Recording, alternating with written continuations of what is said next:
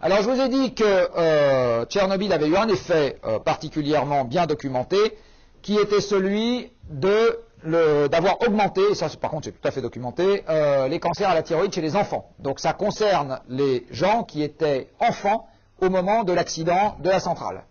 Ça n'a pas concerné les adultes. En France, vous avez également une augmentation du nombre de cancers à la thyroïde chez les adultes, que vous voyez ici matérialisé par les courbes violettes et vertes, ce qu'on appelle l'incidence, c'est-à-dire le taux pour 100 000 personnes de cancer à la thyroïde. Et vous voyez que c'est quelque chose qui augmente depuis l'année 1975, c'est-à-dire très exactement 11 ans avant l'accident de Tchernobyl. Alors, après, ça se discute peut-être, avant, ça se discute quand même beaucoup moins. Il me paraît assez peu probable que l'accident ait eu des effets rétroactifs. Et en fait, vous voyez qu'au moment où l'accident a lieu, la dérivée n'est pas modifiée. Ce qui veut dire qu'a priori, ce qui se passe en France est totalement décorrélé de ce qui s'est passé chez les Ukrainiens. En fait, vous avez ici une courbe qui est beaucoup plus le résultat de quelque chose qui n'a rien à voir avec Tchernobyl, que sont les deux paramètres suivants. Et ça, c'est quelque chose que ce que je vais vous dire, vous pouvez l'extrapoler à n'importe quelle conséquence sanitaire dans à peu près n'importe quel domaine. C'est aussi vrai enfin, je veux dire, ce que je vais vous expliquer, c'est des facteurs qui contribuent à brouiller la vision dans des tas d'autres domaines, et pas seulement dans celui que je vais vous évoquer tout de suite. Vous avez deux choses qui s'appellent, d'une part, l'allongement de l'espérance de vie, et d'autre part, les biais de dépistage, qui font que vous pouvez très bien avoir ce genre de courbe sans que quoi que ce soit n'ait changé dans l'environnement. Alors l'allongement de l'espérance de vie, c'est tout simplement que vous laissez à un certain nombre de cancers le temps de se développer, alors qu'avant, ils n'avaient pas le temps de se développer parce que vous mouriez plus jeune d'autre chose. Un des exemples, pardon messieurs, c'est le cancer de la prostate.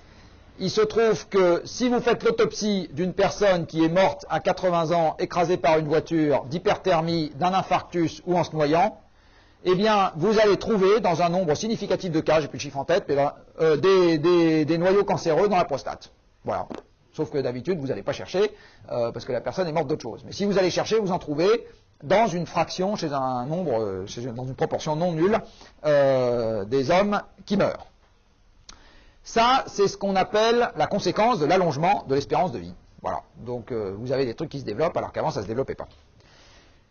Ça ne veut pas dire que si vous trouvez plus, c'est nécessairement la conséquence de l'allongement de l'espérance de vie. Ça veut simplement dire que toute chose égale par ailleurs, cette simple cause peut avoir des conséquences dans le sens de l'augmentation de l'incidence d'un certain nombre de cancers.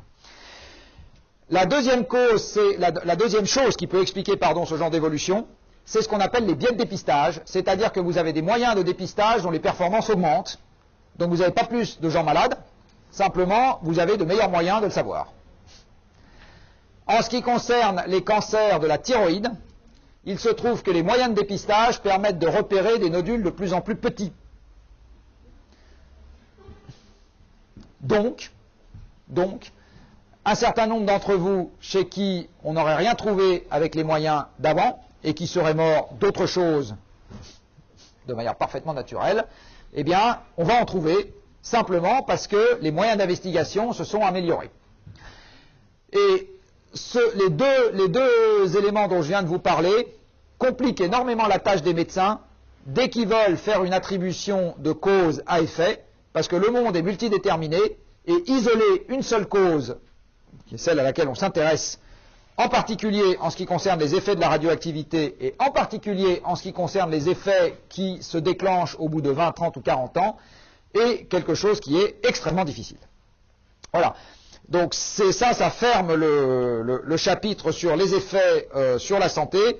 Dans le cadre de l'exploitation normale, ce que reçoivent les travailleurs du nucléaire, quelques millisieverts par an ou même quelques dizaines de millisieverts par an, ça reste de l'ordre de grandeur de ce qui est parfaitement tolérable par le corps humain. Là aussi, il y a une chose une erreur qu'il ne faut pas faire, c'est de penser que tout ce qui est mesurable est mauvais. Hein? Quelque chose qu'on a souvent tendance à faire, c'est de penser que tout ce qui se mesure est nécessairement toxique. Et du reste, ça peut vous paraître idiot, mais ce genre de réflexe, entre guillemets, est à l'origine, souvent, du durcissement de la réglementation en matière environnementale. C'est-à-dire que la norme suit la sensibilité des appareils de mesure. sans qu'on se demande nécessairement si ça a un sens, toute cette affaire de durcir la réglementation.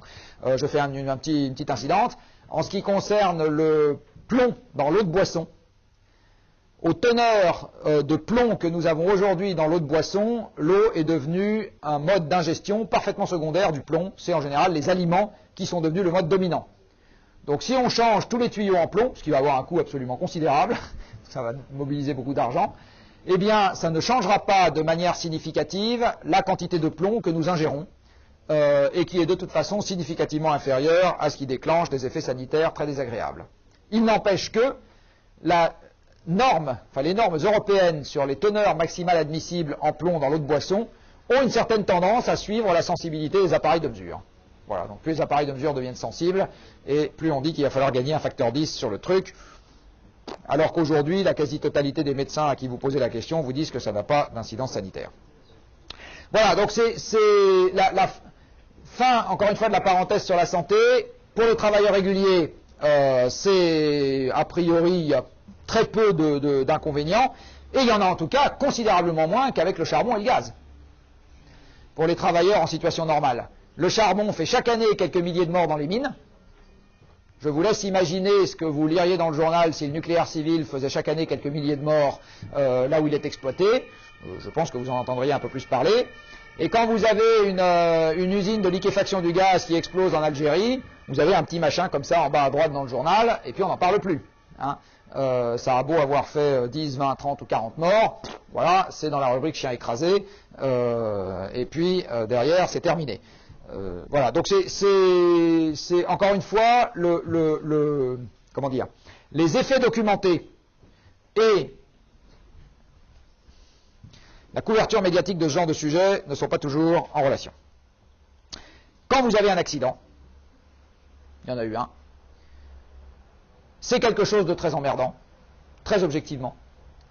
La conséquence la plus ennuyeuse est probablement la stérilisation, exactement la non-disponibilité des terres pour des usages agricoles pendant n'importe quoi entre 50 et 100 ans, parce que les radionucléides vont avoir tendance à se concentrer dans certaines plantes cultivées, et là, ils peuvent commencer à devenir enquiquinants. Mais il est faux de dire que ça fait des centaines de milliers ou des millions de morts par effet des radiations.